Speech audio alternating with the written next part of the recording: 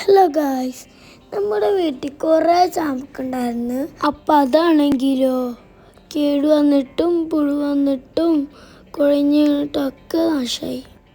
അപ്പോൾ ഉപ്പ പറഞ്ഞ് നിങ്ങൾക്കിത് കുറച്ചിട്ട് അച്ചാറിട്ടൂടെ. ഇത് കേട്ടതും ഞാനും എൻ്റെ ഉമ്മയും ഡബിൾ ഓക്കെ. അപ്പം ഞാൻ ചോദിച്ച് ഇപ്പപ്പ കുറച്ച് ചാമ്പക്ക് പറിച്ച് തരുമെന്ന്. ഇത് കേട്ടതും എൻ്റെ ഉപ്പ ഒരു പാത്രം എടുത്ത് ചാമ്പക്ക മരത്തുമ്പോൾ ഒരൊറ്റ ഒട്ടം, പിന്നെ ഒരു പാത്രം മൊത്തം ചാമ്പക്ക പറിച്ച് എനിക്ക് തന്നു. എന്നിട്ടെന്താ നന്നായി കഴുകി വൃത്തിയാക്കി ഞങ്ങൾ കട്ട് ചെയ്തു.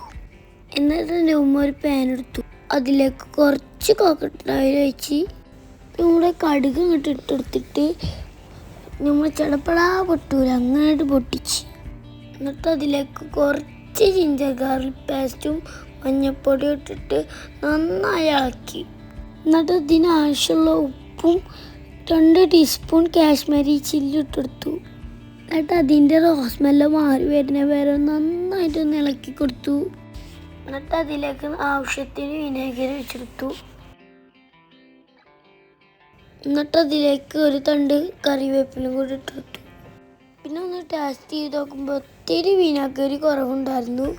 അപ്പോൾ അതും അങ്ങോട്ട് ഒഴിച്ചെടുത്തിട്ട് നമ്മൾ മെയിൻ സാധനം ചാമ്പക്ക ഇട്ടെടുത്തു. എന്നിട്ട് നന്നായിട്ട് അങ്ങോട്ട് മിക്സ് ചെയ്തു. ചാമ്പക്ക ഓവറായിട്ട് അങ്ങോട്ട് കുക്കായാൽ തീരെ ടേസ്റ്റ് ഉണ്ടാവില്ല.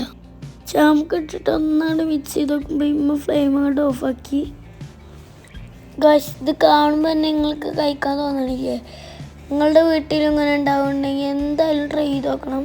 അപ്പം നമ്മുടെ ഈ സിമ്പിൾ അച്ചാർ ഇഷ്ടമുണ്ടെങ്കിൽ ലൈക്കും സബ്സ്ക്രൈബും ഷെയർ ചെയ്യാനും മറക്കല്ല. Okay, by.